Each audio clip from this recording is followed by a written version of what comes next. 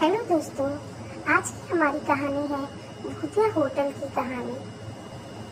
एक छोटे से शहर में एक पुराना और विख्यात होटल था जिसका नाम मेहतर महल था। यह होटल शहरी क्षेत्र से थोड़ा दूर शाम जंगल के पास स्थित था और अपने समय का सबसे आलीशान होटल हुआ करता था। इसकी वास्तुशैली, अंदर की सजावट और वहाँ की सेवाएं यहाँ आने वाले हर व्यक्ति को मुग्ध कर देती थी। परंतु सालों पहले एक बुरी घटना ने इस होटल को भूता बना दिया।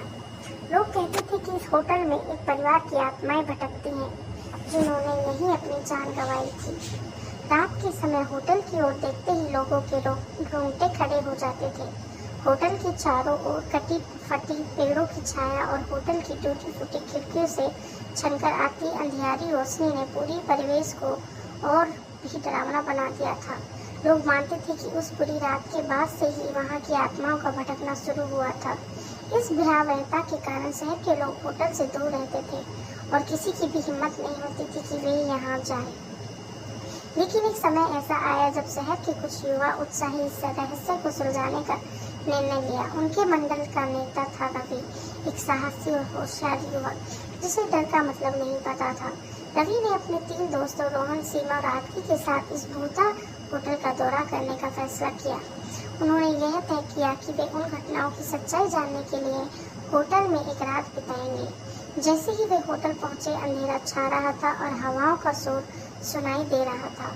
होटल के बाहर का माहौल ही डराने वाला था, लेकिन रवि और उसके दोस्तों ने अपनी हिम्मत रखी और होटल के अंदर चले गए।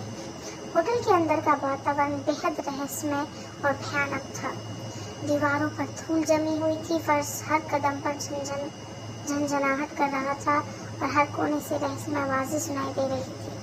उन्होंने रिसेप्शन हॉल में प्रवेश किया और वहाँ की हालत देखकर चौंक गए।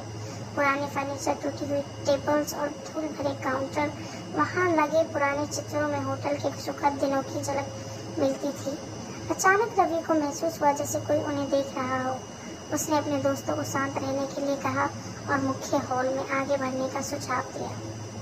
मुख्य हॉल में चलते समय उन्होंने देखा कि एक पुरानी लिफ्ट थी जो बंद हो चुकी थी और लिफ्ट के दरवाजे पर खून के धब्बे थे। दीवारों पर लगे चित्रों में होटल के स्वर्णिम दिनों की